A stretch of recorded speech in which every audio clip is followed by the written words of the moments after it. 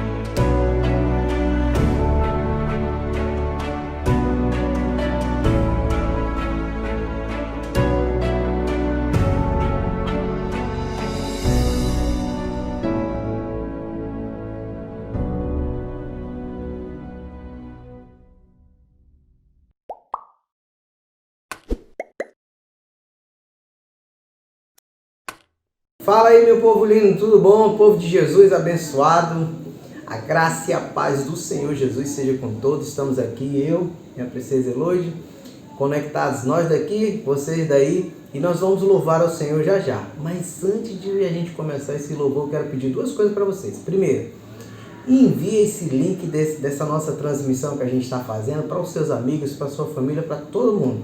Segundo, a gente vai cantar um louvor que fala sobre nós sermos devedores uns dos outros e que nós somos um jardim regado pelo Senhor. E que às vezes nós como família, nós vivemos numa comunhão, nós que somos cristãos, nós que vivemos na nossa casa, às vezes tem alguma coisa que acontece e deixa assim um relacionamento um pouco, às vezes abalado, às vezes um pouco estremecido. Então quero que você aproveite esse momento. De repente você está ali meio de banda ali com sua mãe, com seu pai, com seu esposo. Dá um abraçozinho nele, fala para ele que você o ama e vamos cantar esse louvor de preferência, se você puder. Se não puder, não tem problema, mas se você puder, junta a família todinha aí, fica um do lado do outro, vamos dar a mãozinha. Eu não vou ter como ver, mas o Papai do Céu vai estar vendo e a gente vai estar louvando juntos, tá? Vamos lá.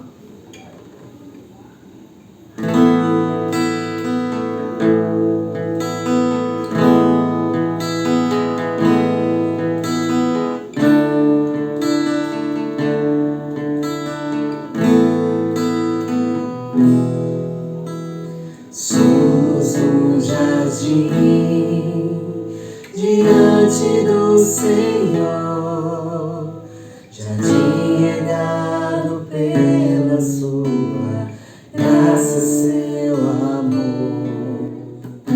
Somos o bom perfume de Cristo, exalando o cheiro de vida. Somos um jardim diante do Senhor, jardim regado pela sua graça, seu amor. Sempre que você precisar, irmão, o perdoarei de coração. Essa é a vontade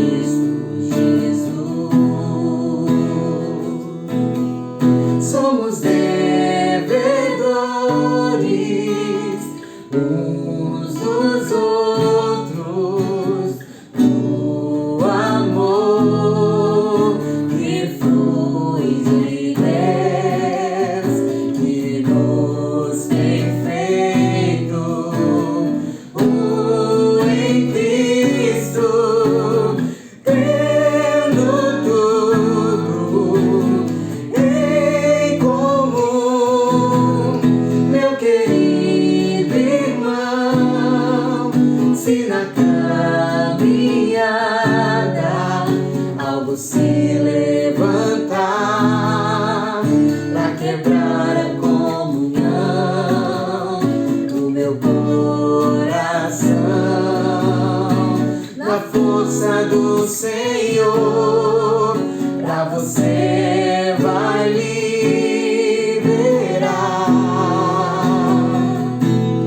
perdão. Agora vamos fazer algo que alguns irmãos adoram fazer. Você vai olhar nos olhos da pessoa, vai olhar dentro mesmo daquela menina dos olhos. Tem um irmão especial, o irmão Tiago, que adora fazer isso. Tiago, em breve a gente vai estar fazendo isso no templo, meu irmão. Vamos estar olhando e dizendo um para o outro assim, aquilo que Deus mandar você falar. Você não vai falar aquilo que Deus não mandar, viu? Então nós vamos cantar assim, ó. Somos devedores. Olha o nome da pessoa aqui. Somos devedores uns dos outros do amor que flui de Deus, que nos tem feito em Cristo, tendo tudo em comum. Meu querido irmão, se na caminhada algo se levantar pra quebrar a comunhão do meu coração, na força do Senhor, pra você vai liberar perdão. Meu querido irmão, Meu querido irmão, se na caminhada algo se levantar pra quebrar a comunhão, o meu coração, na força do Senhor, pra você vai liberar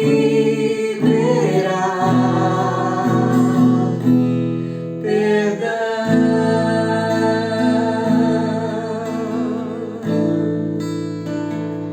aleluia, Jesus. Glória a Deus.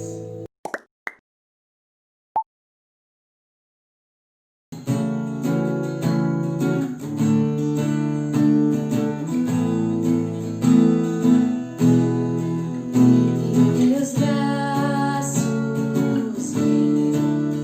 vou me entregar, os meus medos eu deixo aos pés do altar, todos os planos meus hoje eu entrego a ti.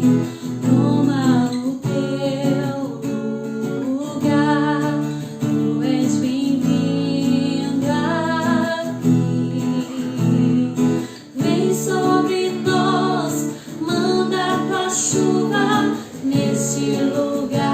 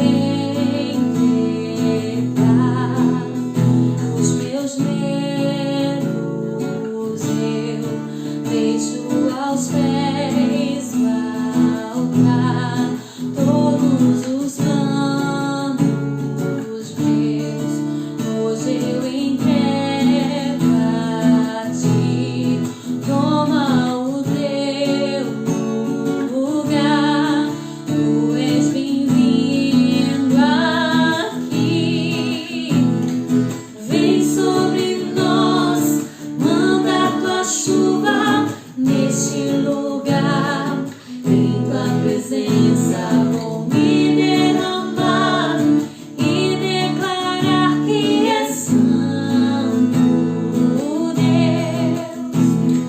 O som do céu vamos ouvir, sopra teu vento suave hoje aqui. Vou declarar o único nome que salva, o nome de Jesus, o nome de Jesus, o nome de Jesus, o nome de Jesus, nome de Jesus, nome de Jesus, nome de Jesus, nome de Jesus. Vem sobre nós, manda tua chuva nesse lugar. Em tua presença vou me derramar e declarar que é santo Deus. O som do céu vamos ouvir, sopra teu vento suave hoje aqui. Vou declarar o único nome que salva, Jesus. Jesus.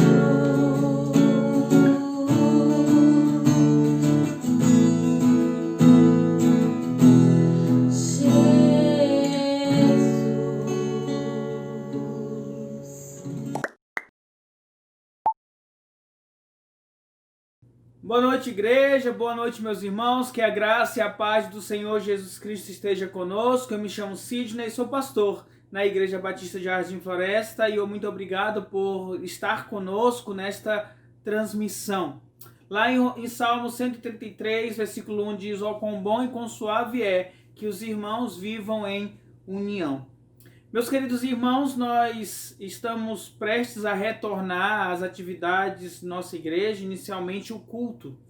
Bom, a data é o dia 2, é o próximo domingo. Nós estamos organizando a igreja para recebê-los dia 2, tá? Nós temos uma boa capacidade de número de pessoas, os ministérios estão preparando, tá, para receber. Eu creio que muitas pessoas optarão por estarem em casa, mas tranquilo, nós vamos fazer o possível para transmitir o culto online, tá bom? Mas aqueles que puderem ir, podem estar conosco para celebrar a Deus ali em nossa igreja, tá? É claro que isso não significa que o Covid acabou, que ele não é um perigo. Ele ainda é um perigo. Infelizmente, agora na sexta-feira nós vimos um aumento dos casos, né? E eu fiquei até preocupado, de repente a prefeitura revogue o decreto dela que abriu, né, os espaços públicos, inclusive as igrejas. Se isso acontecer, tá bom, nós vamos comunicar à igreja, mas nós realmente ficamos preocupados com a saúde de todos. Então, quando você chegar na igreja, você vai ver várias medidas que tomamos e que estamos tomando para evitar aglomeração. Então, quando você chegar à igreja no domingo, você vai ter álcool, você vai ter onde lavar sua mão, você vai ter um aferidor de temperatura, você vai sentar 2 metros de distância das pessoas, dos teus irmãos, os teus filhos. Se eles forem pequenos, a recomendação é que nem sequer leve filhos pequenos, tá bom? Então faça um revezamento aí com teu esposo ou tua esposa. O teu filho vai ter que ficar no teu colo ou sentado numa cadeira 2 metros de distância de você, e não pode ficar correndo ou circulando pela igreja, tá? Isso precisa ser evitado, tá bom? Assim que terminar o culto, nós tentaremos ser breve, e assim que terminar, você já vai sair direto para a sua casa, evitar ali ficar conversando, tá bom? São medidas que a prefeitura coloca para nós, e muitas das medidas é para evitar realmente o contágio, tá? Durante a semana nós vamos passar maiores informações com relação a isso, tá? Mas esteja orando por este retorno dia 12. Ó, quão bom e quão suave é que os irmãos vivam união. E eu sei que a união da igreja não depende apenas do culto em si, ou de estarmos ali reunidos, nós somos unidos pelo Espírito do Senhor, mas como é bom estar reunido com a igreja, né? Espero que em breve possa estar em peso toda a igreja junta para a honra e para a glória do Senhor nosso Deus. Nós queremos agradecer de coração a contribuição que vocês têm dado à igreja. Como vocês sabem, nós tínhamos problemas estruturais em nossa igreja, problemas até sérios, gravíssimos, tá? Mas graças a Deus, os irmãos tão generosamente têm contribuído e nós estamos sanando estes problemas e estamos indo a mais, melhorando a estética da igreja, né? Então, quando você for no dia 2, você já vai ver ali algumas diferenças, né? E glória a Deus por isso. Obrigado, meu irmão, pela tua colaboração, pela tua ajuda, tá? Nós estamos necessitando de cestas básicas, tá? Hoje nós não temos nenhuma cesta básica em nossa igreja, tá? E nós precisamos destas cestas para ajudar algumas famílias. Então pedimos que também você possa nos ajudar com a colaboração de um alimento ou de uma cesta completa, tá bom? Você pode entrar em contato conosco, que podemos ir na tua residência, ou então venha entregar na igreja, assim como também, o seu dízimo e a sua oferta, tá? Você pode fazer a transferência bancária ou vir entregar na própria igreja, ou então ligando para o irmão Ailton que ele poderá ir na sua residência, na sua casa, tá bom? Então, basicamente são esses os nossos avisos. A nossa classe de novos membros já começou, tá bom? Se você quer ser membro da igreja, você pode entrar em contato conosco, que ainda dá tempo de entrar, tá? No mais, durante essa semana nós vamos estar passando algumas informações para vocês, tá bom? Então, muito obrigado. Vamos orar? Senhor Deus, obrigado, Senhor, por este culto que o Senhor tem nos dado. Obrigado, Senhor, pelos nossos irmãos que têm nos acompanhado, ó Pai. Nos fortaleça, Senhor Deus, e traga, Senhor Deus, a Tua presença sempre presente no meio de nós. Queremos retornar no dia 2 para atividades do culto, ó Pai. E pedimos, ó Pai, que seja de acordo com a Tua vontade, com o Teu querer, Pai. Se assim não for, se não for da Tua vontade, Senhor, que realmente não possamos abrir, ó Pai. Mas se assim for, Pai, que possamos ir com alegria, Senhor Deus amado. E também nos livre, ó Pai, de todo o mal. Que nossos irmãos, ó Pai, não sejam contaminados. E aqueles que forem contaminados, ó Pai amado, por este vírus, que possam não ter nenhuma complicação e possam estar bem, sadios, ó Pai amado. Ó Deus amado, tenha misericórdia de nós, ó Deus. Assim, Deus, nós clamamos a Ti, Pai, pela Tua intervenção em nosso meio, Deus. Que em breve, ó Pai, realmente em breve, possamos estar todos unidos como igreja, juntos, cultuando o Teu nome, louvando o Teu nome, ó Deus. Eu te agradeço por tudo, Pai, em nome do Teu Filho amado Jesus Cristo. Amém, Jesus. Amém? Obrigado, meu querido irmão. Vamos continuar aí o nosso culto para a honra e para a glória do nosso Deus.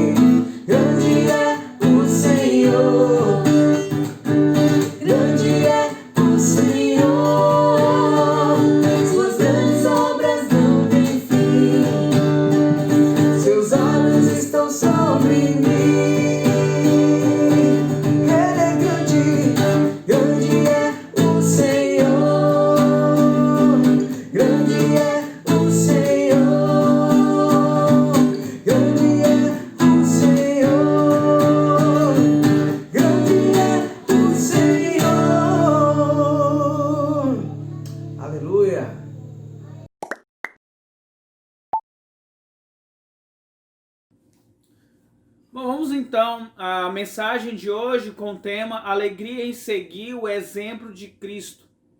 Eu espero que estas mensagens em Filipenses estejam fortalecendo a sua vida cristã. Uma das coisas que me motiva na preparação da mensagem é justamente saber que a igreja está sendo fortalecida e que estamos sendo edificados por cada mensagem que nós pregamos no domingo. Eu estava olhando algumas anotações minhas de 2017, quando eu assumi a igreja, e ficou evidente de que o meu ministério ele seria norteado pelo ensino da palavra de Deus. E temos tentado assim conduzir a igreja, seja na EBD, seja nos pequenos grupos que logo retornarão, ou mesmo na mensagem. Eu fico feliz de ver a evolução na vida dos meus queridos irmãos, de perceber que eles estão crescendo, que vocês estão crescendo no conhecimento da palavra de Deus, de ver os jovens e os adolescentes sendo instruídos da forma correta na doutrina de Cristo. E de fato, como pastor da igreja, isto me alegra. Uma das principais funções, na verdade, a principal função de um pastor é ensinar corretamente a palavra de Deus. Eu oro ao Senhor, meu Deus, que Ele possa me capacitar a transmitir a cada domingo uma mensagem correta, certa, cheia de graça, vindo do Espírito Santo até a sua vida.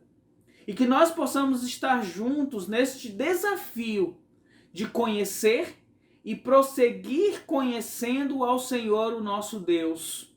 De chegarmos ao pleno conhecimento de Cristo.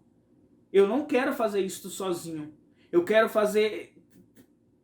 trilhar este caminho junto com a igreja do qual eu faço parte, da igreja que eu sou pastor. Então, eu tenho um compromisso para com a igreja de trazer a mensagem de Deus. E vocês têm um compromisso também de avaliar se estamos no caminho correto e de também buscar a palavra de Deus. Abra a tua Bíblia em Filipenses, capítulo 2. Nós vamos trabalhar os versículos de 1 até o 11, tá? Hoje, nessa mensagem vai ser um pouco diferente. Geralmente eu vou versículo por versículo e eu tento explicar versículo por versículo, mas dessa vez nós vamos trabalhar de uma forma diferente. Espero que esta mensagem seja compreensível para vocês, sejamos agraciados pelo Espírito Santo de Deus, né? Filipenses 2, os versículos de 1 a 11. Diz assim a palavra de Deus, por favor, me acompanhe. Se por estarmos em Cristo, nós temos alguma motivação, alguma exortação de amor, alguma comunhão no Espírito, alguma profunda afeição e compaixão, completem a minha alegria, tendo o mesmo modo de pensar, o mesmo amor, um só Espírito e uma só atitude. Não façam por ambição egoísta ou por vaidade, mas humildemente considerem os outros superiores a si mesmo. Cada um cuide não somente dos seus interesses, mas também dos interesses dos outros.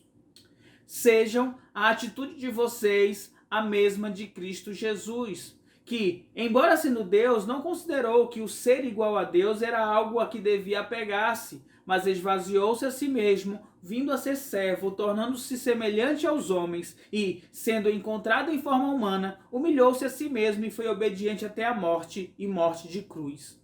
Por isso, Deus o exaltou à mais alta posição, que lhe deu o nome que está acima de todo nome, para que o nome de Jesus se dobre todo o joelho no céu, na terra e debaixo da terra, e toda língua confesse que Jesus Cristo é o Senhor, para a glória de Deus Pai.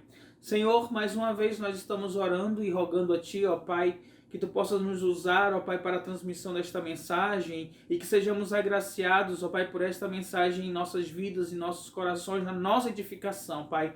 Portanto, me conduza, Senhor, para a honra e para a glória do Teu nome, Deus. Bom, hoje a mensagem que tem como tema, né, a alegria em seguir o exemplo de Cristo, nós vamos começar pelo versículo 8, tá? E não pelo versículo 1. O versículo 8 diz, sendo encontrado em forma humana, humilhou-se a si mesmo e foi obediente até a morte de cruz. Nós vamos falar um pouquinho sobre a cruz e o que ela representa. Aliás, o que a cruz representa para você? Para muitas pessoas, a cruz virou uma espécie de adorno, de pingente, de brinco, ou um colar, ou uma imagem estampada em uma camisa, ou mesmo uma tatuagem sobre a pele, ou um mastro de uma igreja. Mas sem dúvida, a cruz é o maior símbolo do cristianismo. E é impressionante porque na época do Senhor Jesus Cristo, a cruz ela representava uma das maiores humilhações de dor, tortura, castigo. Mas Jesus transforma este símbolo de vergonha, de humilhação, em um símbolo de salvação e esperança. E todo cristão tem o dever, veja bem, você tem o dever de saber o que ela representa, o que a cruz representa para você ou representa em sua vida. Bom, de qualquer forma, para ajudar você a entender a cruz, eu gostaria de pensar ou de expor para vocês o que a cruz representa para Deus. Lá em 1 João 2:1, nós vamos ler 1 João 2, o versículo 1 e o versículo 2, tá? Diz assim: meus filhinhos, escrevo-lhes estas coisas para que vocês não pequem. Se, porém, alguém pecar, temos um intercessor junto ao Pai, Jesus Cristo, o justo. Ele é a propiciação, preste atenção nessa palavra, que nós vamos tentar explicar esta palavra. Ele é a propiciação pelos nossos pecados. E não somente pelos nossos, mas também pelos pecados de todo mundo. Nós cristãos, nós temos um advogado que intercede por nós junto a Deus. Mesmo que nós cheguemos a pecar, nós temos o Senhor Jesus Cristo para interceder por nós. Aquele que é propiciação pelos nossos pecados. Veja bem, antes de nós simplesmente nos alegrarmos porque sabemos que temos um juiz que advoga por nós, que intercede por nós junto a Deus, quando nós cometemos algum pecado, nós precisamos lembrar, ou melhor, saber por que isso se torna real em nossa vida. Por que tem alguém que intercede por nós? Por que os nossos pecados podem ser perdoados por Deus? Nós precisamos entender que o Senhor Jesus Cristo, ele foi entregue como propiciação.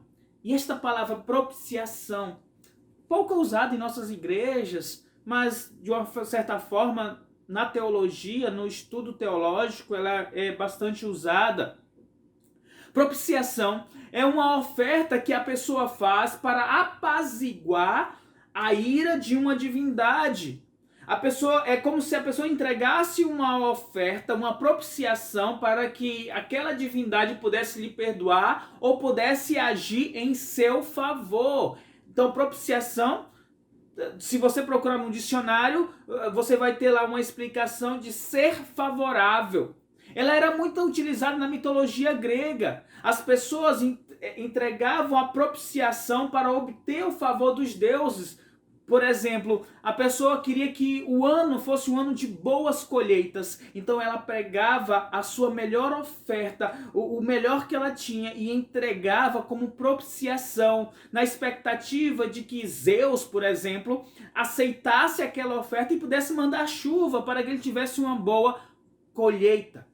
Olhando para a palavra de Deus, o apóstolo Paulo, ou os apóstolos, fizeram uso desta palavra, propiciação.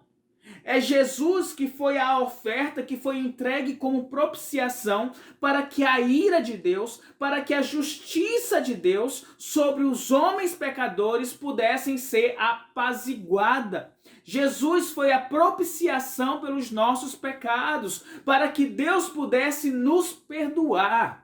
Mas aqui nós temos também uma coisa incrível quando nós pensamos a respeito da propiciação.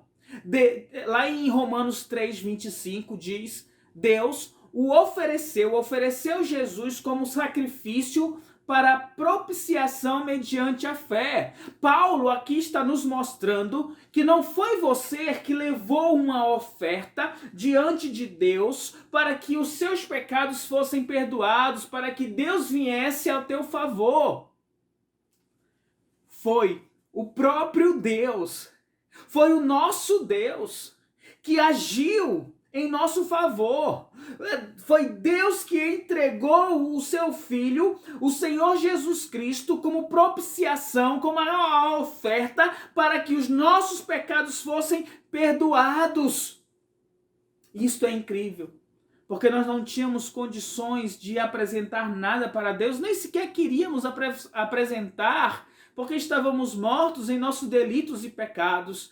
Deus agiu com tão grande amor que enviou o seu Filho a este mundo como propiciação, para que a sua justiça fosse feita, para que a ira de Deus fosse apaziguada. E o que isso quer dizer para nós, meu querido irmão? O Senhor Jesus Cristo tornou propício o favor de Deus para nós. A cruz é o lugar. O sacrifício de Jesus foi o evento que tornou possível o véu do templo se rasgar, se romper. A inimizade que tínhamos com Deus por causa dos nossos pecados foi apaziguada. Como Paulo diz em Romanos 5:1, agora nós temos paz para com Deus. Agora nós podemos ter acesso a Deus através do nosso Senhor Jesus Cristo. Então, na perspectiva de Deus, a cruz significa o lugar de entrega de seu Filho para perdão dos nossos pecados. Na perspectiva do nosso Senhor Jesus Cristo, o que a cruz representa? Nós sabemos que Deus enviou o seu Filho para ser a propiciação, para ser entregue como sacrifício lá na cruz. O Pai envia, e o que o Filho faz? O Filho obedece. Lá em João 8:29 diz, aquele que me enviou está comigo. Ele não me deixou sozinho, pois sempre faço o que lhe agrada. Foi Deus que enviou o Senhor Jesus Cristo e sempre esteve com o Senhor Jesus Cristo. E Jesus sabia da sua missão. Ele sabia que deveria vir a esta terra em forma de homem, andar com os homens, ter as mesmas necessidades dos homens, mas ele tinha um propósito, uma missão: ser o sacrifício para pagar o preço pelos nossos pecados. Lá em Marcos 10:45, o Senhor Jesus Cristo ele diz, pois nem mesmo o Filho do Homem veio para ser servido, mas veio para servir e dar a vida em resgate de muitos. Para Jesus, a cruz não foi apenas o meio pelo qual ele se sacrificou por nós pecadores, justo pelo injusto, como diz lá em 1 Pedro 3:18, pois também Cristo sofreu pelo pecado uma vez por todas, o justo pelo injusto. Então, não foi apenas isso, mas na perspectiva de Cristo, a cruz também representa a sua obediência irrestrita ao Pai. Filipenses 2:8, e sendo encontrado em forma humana, humilhou-se a si mesmo e foi obediente até a morte de cruz. Então, a cruz significa para Jesus a sua entrega para perdão de nossos pecados. Ele nos serviu. Ele serviu a nós como servos, tomando a dianteira e morrendo na cruz para nos salvar, mas também significa a sua obediência a Deus. Agora pensemos sobre a perspectiva da cruz para o diabo.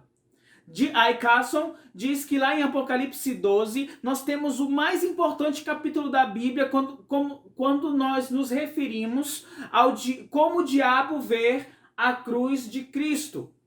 Ali mostra o diabo raivoso, porque ele foi banido do céu e o tempo dele é curto. Satanás sabe que um dia ele será totalmente derrotado, jogado no lago de fogo e enxofre. E Satanás é sim um inimigo raivoso.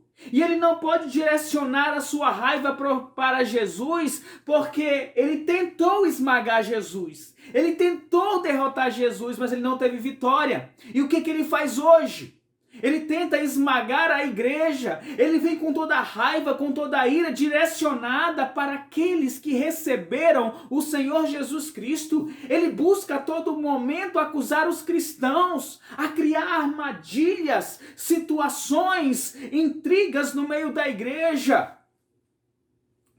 Ele traz as tentações. Mas, meu querido irmão, nós podemos ter a plena certeza que todas as investidas do diabo não vai dar em nada. Porque em Cristo nós somos mais do que vencedores. A cruz de Cristo significa também que Deus nos fez mais do que vencedores. Apocalipse 12:11 diz: eles venceram pelo sangue do Cordeiro e pela palavra do testemunho que deram. Diante da morte não amaram a própria vida.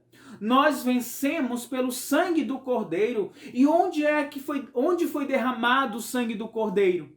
Na cruz. Então, quando nós formos acusados por Satanás, ou mesmo tentado por ele, nós podemos correr para a cruz de Cristo, pois nela nós fomos feitos mais do que vencedores. A cruz significa a derrota de Satanás. Se nós falamos de pecado e a perspectiva do pecado diante da cruz, por exemplo, nós podemos dizer que a cruz significa que a dívida de pecado foi paga. Podemos dizer também que a mancha do pecado é removida de nossas vidas por conta da cruz. Podemos dizer também que é na cruz do Senhor Jesus Cristo que a morte foi derrotada. Mas de qualquer forma, nós precisamos nos apegar a isso. A cruz é a solução para o pecado. Na verdade, é a única solução para os nossos pecados. Agora, vamos falar de nós. O que a cruz representa para nós? O que a cruz representa para você? Espero que seja muito mais do que uma imagem na camiseta, ou um pingente, ou uma tatuagem, ou até mesmo um símbolo. Pois, como nós vimos, e eu espero que você tenha entendido essa rápida explanação sobre a perspectiva da cruz, nós percebemos que a cruz está no plano de redenção, o ponto central de nossa redenção, de nossa salvação. Significa a derrota do pecado, a derrota de Satanás, a derrota da morte. A cruz é o símbolo maior, mais alto da demonstração do amor de Deus por nós. Só que eu quero lhe chamar a atenção para o fato de que a cruz também deve ser um padrão de comportamento para nós. Lá em Filipenses 2:5, vamos retornar para Filipenses 2:5. Ele diz: seja a atitude de vocês a mesma de Cristo Jesus. Nos versículos, esse versículo 5, ele marca a divisão de duas partes. A primeira parte, do versículo 1 até o 4, que Paulo vem mostrar como deve ser a nosso proceder em unidade como igreja. E a segunda parte, que é 6:11, que foi o exemplo do nosso Senhor Jesus Cristo. Na primeira parte, no versículo 1 até o versículo 4, você vai perceber que o apóstolo Paulo, ele vem nos exortar a mantermos a nossa unidade cristã. Olha só, perceba comigo, ele começa dizendo no versículo 1, se por estarmos em Cristo, nós temos alguma motivação, alguma exortação de amor, alguma comunhão no Espírito, alguma profunda afeição e compaixão, completem a minha alegria, tendo o mesmo modo de pensar, o mesmo amor, um só Espírito e uma só atitude. O que Paulo está nos dizendo aqui? Olha, se vocês estão em Cristo, e por estarmos em Cristo, você recebe esta motivação, a exortação no amor de chegarmos junto uns dos outros, participamos da comunhão do Espírito Santo, das afeições, da compaixão. Se você tem experimentado isso em tua vida, se os outros irmãos também têm experimentado, têm atingido você, nós precisamos, diante disso, nós podemos e precisamos ter o mesmo modo de pensar, o mesmo amor, um só Espírito, uma só atitude, porque nós temos o mesmo Deus, o mesmo Senhor Jesus Cristo que se sacrificou por nós. Mas mesmo que você não consiga ter essa mesma alegria, esse mesmo modo de pensar, este mesmo amor. No versículo 3 ele diz: olha, meus irmãos, não vivam a unidade do evangelho, não seja cristão por ambições egoístas ou por vaidade, mas sejam humildes e considerem os outros maiores do que a si mesmo. Cada um cuide não somente dos seus interesses, mas também dos interesses dos outros. O que Paulo está nos dizendo aqui, que nós devemos ser humildes como cristãos, e para mantermos a unidade, nós precisamos considerar os outros maiores do que nós mesmos. Nós devemos não apenas olhar para o nosso umbigo, para as nossas necessidades, para o nosso egoísmo, mas também olhar para a necessidade dos nossos irmãos e considerar estes irmãos em uma alta estima. O próprio Senhor Jesus Cristo, lá em Marcos capítulo 10, os versículos de 42 a 45, fala sobre isso. Ele diz: Jesus os chamou e disse: vocês sabem que aqueles que são considerados governantes das nações as dominam, e as pessoas importantes exercem poder sobre elas. Não será assim entre vocês. Pelo contrário, quem quiser tornar-se importante entre vocês deverá ser servo, e quem quiser ser o primeiro deverá ser o escravo de todos, pois nem mesmo o Filho do Homem veio para ser servido, mas para servir e dar a vida em resgate de muitos. Então o que Paulo está trazendo para a igreja de Filipe? Que era uma igreja boa, mas ela estava enfrentando um grande problema de desunião, falta de unidade na igreja. Ele chama esta igreja para a responsabilidade de serem unidos. Se vocês estão em Cristo, tem o mesmo modo de pensar, o mesmo amor, o mesmo espírito e mesma atitude. Não seja movido pelos seus egoísmos, pela sua humildade, vaidade. Seja humilde e considere os outros maiores do que a si mesmos. O Senhor Jesus Cristo disse: se quiser ser o primeiro, que seja escravo de todos. Aí, o versículo 5, Paulo, ele vem dizer, olha só, presta atenção, meus queridos, igreja de Filipe, vocês precisam ter a mesma atitude de Cristo. E qual seria essa atitude do nosso Senhor Jesus Cristo? É isso que nós vamos falar agora. Nós vamos verificar essa atitude do Senhor Jesus Cristo, pelo qual nós, como igreja, devemos seguir para mantermos a nossa unidade. Versículo 6, ele diz que, embora sendo Deus, não considerou que ser igual a Deus era algo que devia apegar-se. Jesus é Deus. Isso nós não temos dúvida, é base da nossa fé cristã. Jesus, ele tinha e tem a mesma igualdade com Deus. O próprio Senhor Jesus Cristo afirmou isso: eu e o Pai, nós somos um. Mas para se tornar servo, para cumprir o propósito de Deus, para morrer na cruz, para pagar o preço de nossos pecados, Jesus não considerou ser igual a Deus. Ou seja, ele não tirou proveito da situação de ser Deus. Perceba isso, meu irmão. Jesus Cristo, ele era Deus. E ele não usou o fato de ser Deus para ter vantagem para si mesmo. Pelo contrário, pelo fato dele ser Deus, Jesus Cristo não precisaria provar nada para ninguém. Jesus Cristo nem precisaria descer a este mundo, ser um humano como nós, ser homem como nós, sofrer como ele sofreu para perdão de nossos pecados. Ele não precisaria fazer isso porque ele era Deus. Mas ele não se apegou ao fato dele ser Deus. Ele mesmo se ofereceu, ele mesmo se entregou, ele mesmo atendeu o chamado de Deus, o Pai. Não se apegando ao ser Deus. No versículo 7 ele diz: mas esvaziou-se a si mesmo, vindo a ser servo, tornando-se semelhante aos homens. Esvaziar aqui, meu querido, não significa que Jesus Cristo deixou de ser Deus. Até porque se Jesus Cristo deixasse de ser Deus, ele não teria capacidade de morrer por nós, pelos nossos pecados e ressuscitar. Ele não poderia ser a propiciação pelos nossos pecados. Somente pelo fato que ele era Deus, que ele é Deus, é que ele pôde se sacrificar, que ele pôde ser a propiciação pelos nossos pecados. Jesus, ele não se esvaziou dos atributos de Deus. Jesus foi 100% Deus. Então, o que significa se esvaziou de si mesmo? Isso quer dizer que ele abriu mão de seus direitos divino.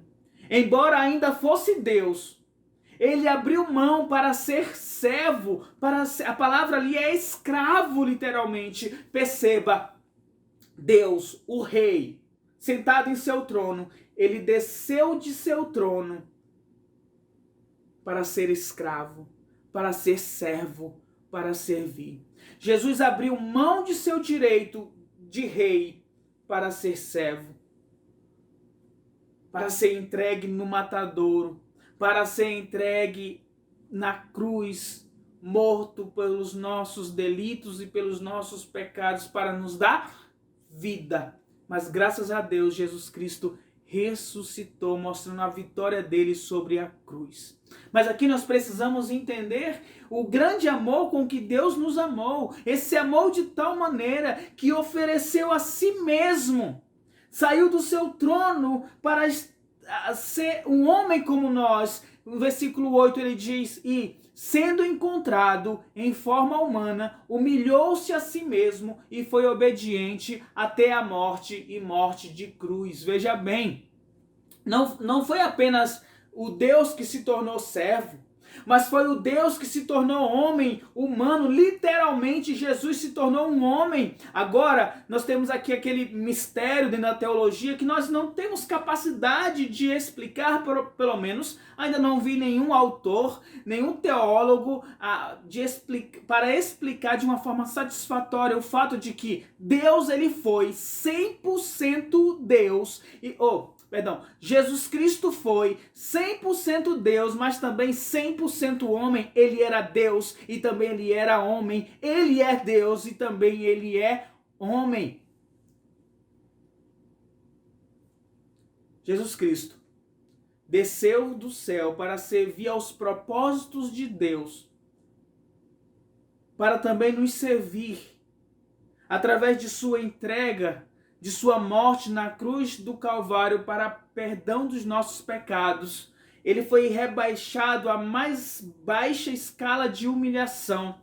Perceba, Deus, servo, homem, morto numa cruz. Como eu já disse, no tempo de Jesus Cristo, a cruz era o símbolo maior de humilhação, de vergonha, de tortura e sofrimento. E ele fez tudo isso em obediência a Deus Pai. Agora, deixa eu lhe fazer uma pergunta. Eu espero que você esteja entendendo esta mensagem, o que está sendo exposto aqui. Eu espero que você tenha percebido que você recebeu do Senhor Jesus Cristo uma graça. Você recebeu do Senhor Jesus Cristo algo que você não merecia. Jesus Cristo entregou a vida dele no seu lugar. E de maneira que nós estamos expondo isso, de alguma forma, isso precisa trazer alegria para nossas vidas, de saber que nós sim, estávamos sem Deus neste mundo, mortos em nossos delitos e pecados, seguindo o curso deste mundo, filhos da ira, filhos do diabo, e nosso caminho era o inferno. Mas o Senhor Jesus Cristo, ao descer do céu, quando ele voluntariamente se entregou, assumindo esta natureza humana, morrendo na cruz do Calvário por nossas vidas, ele interrompe esse nosso caminho em direção ao inferno e nos aponta o caminho da vida eterna. Quando nós cremos no Senhor Jesus Cristo como nosso único e suficiente Salvador, lá em Efésios capítulo 1 diz que nós somos selados com o Espírito Santo.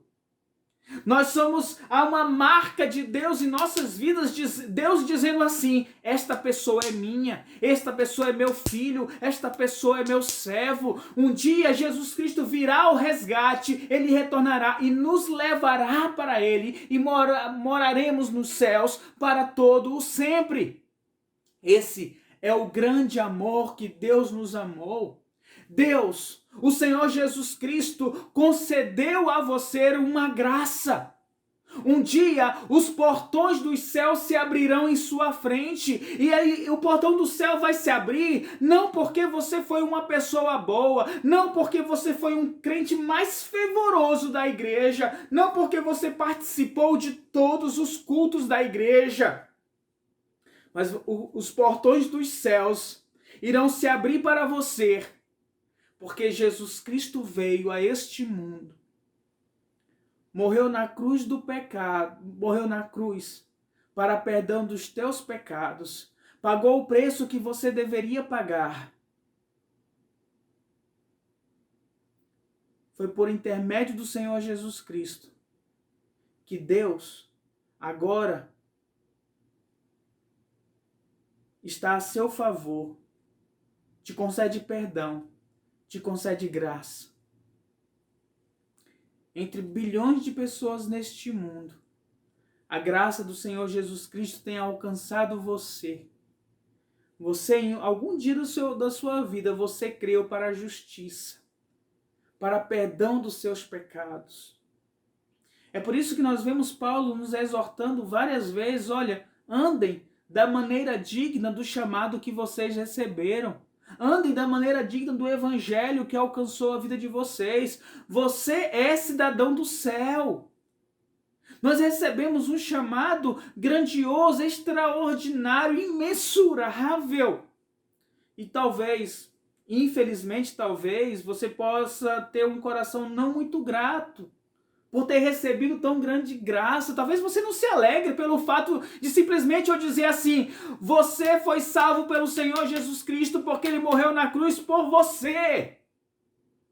Mas eu tenho certeza que se de fato você crê no Senhor Jesus Cristo como teu único e suficiente Salvador, um dia os portões dos céus se abrirão para você e naquele momento, sim, você sentirá muita alegria, você se sentirá muito honrado, porque a salvação te alcançou, porque tão grande amor de Deus alcançou a tua vida, porque você recebeu a graça do Senhor Jesus Cristo. Tenhamos a mesma atitude de Cristo. Qual é a atitude? De se humilhar, de se entregar, de servir. Se o Senhor Deus, se o Senhor Jesus Cristo se tornou servo para nos servir, por que nós não podemos também servir os nossos irmãos?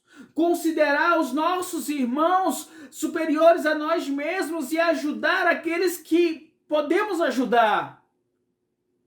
No final, dos versículos 9 a 11, a palavra de Deus diz: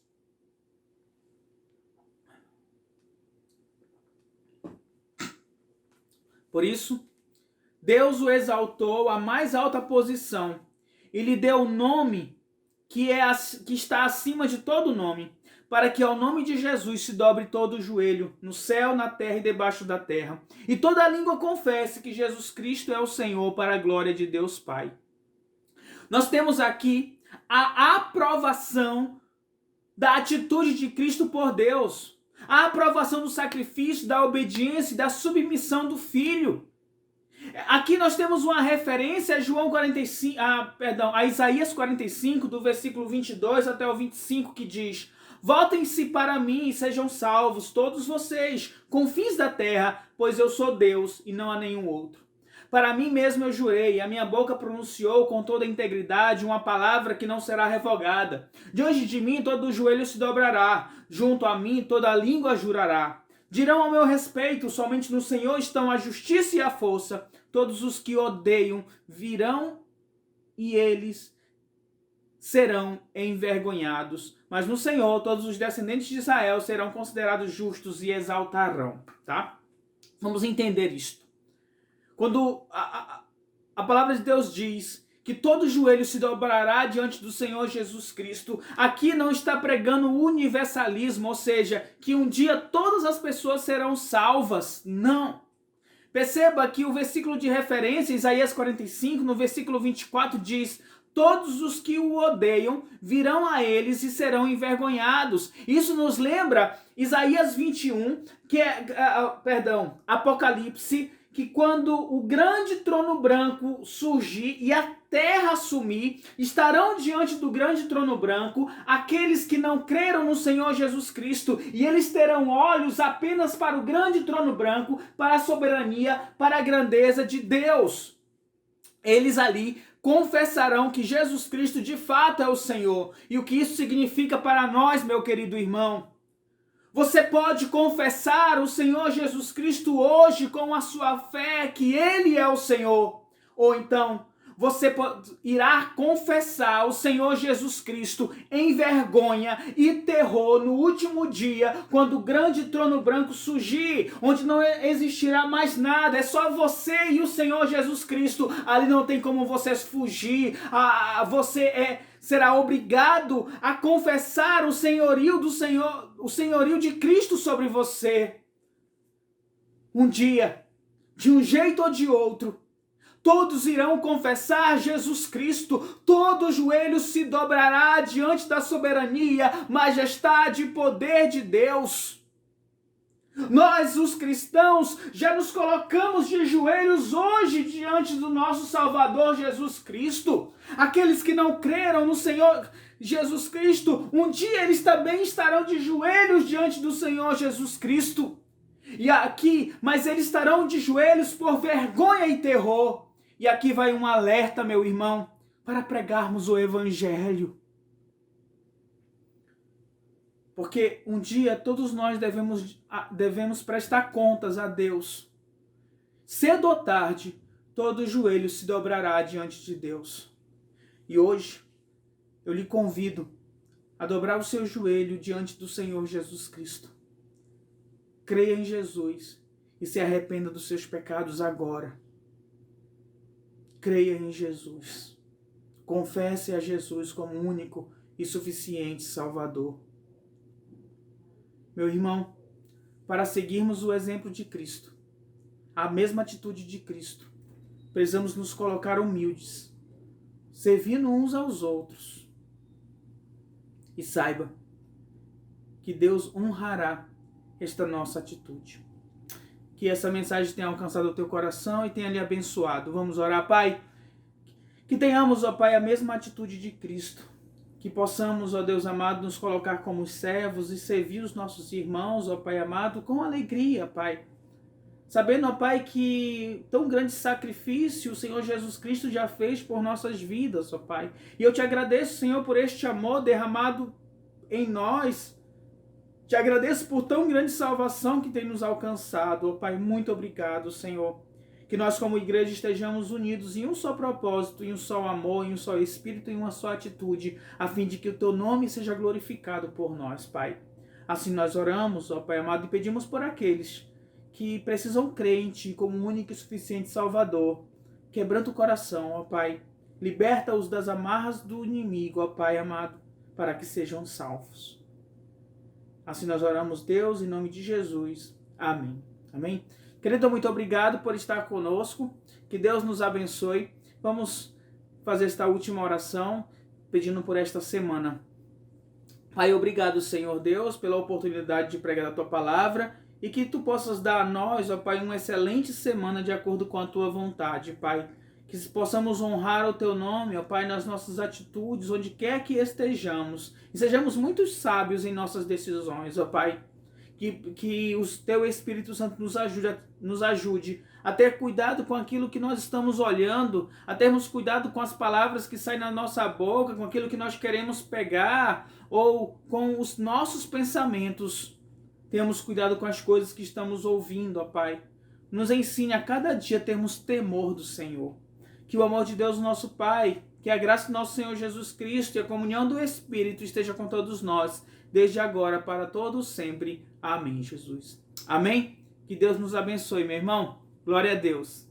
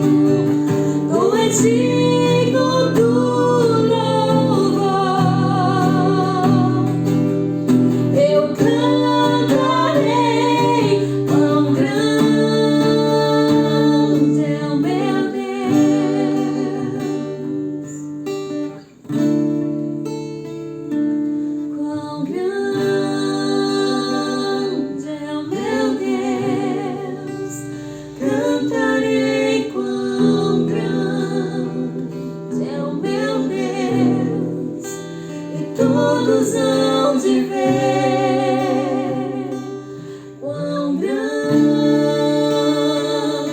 é o meu Deus.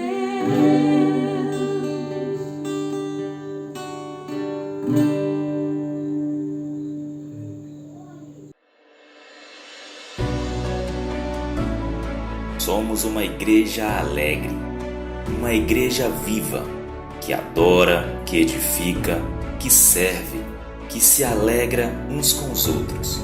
Nós somos amigos, somos uma família. Nós somos Igreja Batista Jardim Floresta.